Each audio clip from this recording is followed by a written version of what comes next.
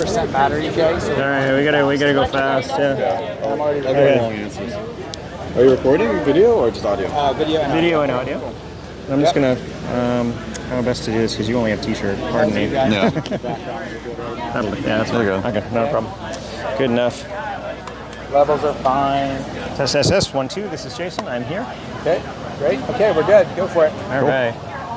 Aloha, folks. I'm here with Kevin Richardson of Solar Grazers. Actually, what's the official? American Solar Grazing Association. American Solar Grazing Association is the correct term for it. We watched a fantastic film that they produced, documentary about solar grazing and what it's all about.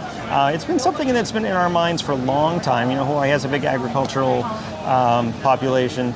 And what is solar grazing and why does your model work better than others? Because we've seen some that didn't. Well, as you heard in the film last night, sheep are custom made to graze under solar panels, right? You get a solar panel, you get a solar site, you get an incredible amount of vegetation under it, Yep. got a incredible amount of land you have to manage. Yep. Having agriculturists to do it, it's gonna help you a lot. So sheep are the best because they're gonna eat the vegetation, they're gonna keep it from shading the panels, which will reduce, energy consumption, reduce their energy production. And by putting sheep on the land, you get to support the local farmers, the local community. They restore the ecology of the soil because they're pooping and peeing on it constantly. And over time, that takes really dead soil, turns it into like beautiful soil full of nutrients. It's going to help with erosion problems, things like that. And they just do a great job. They're the best way to manage maintenance. So if you're a solar operator. So you can take a plot that has been abused over time, over harvested, put solar out, generate energy, generate revenue, refresh the land with the sheep, and then put that back into production for agricultural production later on down the road? That's the model? Yeah, you can take like a site that's been growing just corn on it for years. The soil's basically sand, right? It like blows off in the dust. Yeah. You put a solar site on top of it, put sheep on there for a few years. They're going to restore it to beautiful, thick, healthy soil that you can. In 30 years, when the panels are done and you take it off, you can farm it again, or you can keep sheep on it. Okay, I'm going to ask you a hard question because we've heard this back and forth, but we're not quite sure. They don't eat the wires, don't worry. They don't eat the wires. No, that's the goat conversation. Yeah. But no, moisture retention. Yeah. Do you know anything about it yet? Because we've heard interesting reports, early reports.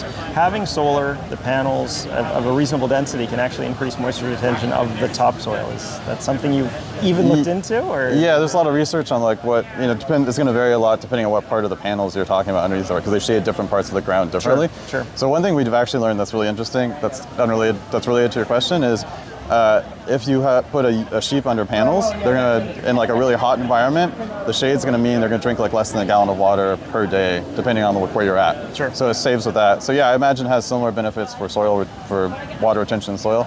But again, if you get a lot of organic matter in the soil, that's also going to help with water retention. So you get win-win if you do solar panels. I'm glad to find somebody who's actually experiencing that now, because all I've ever been able to do is read reports.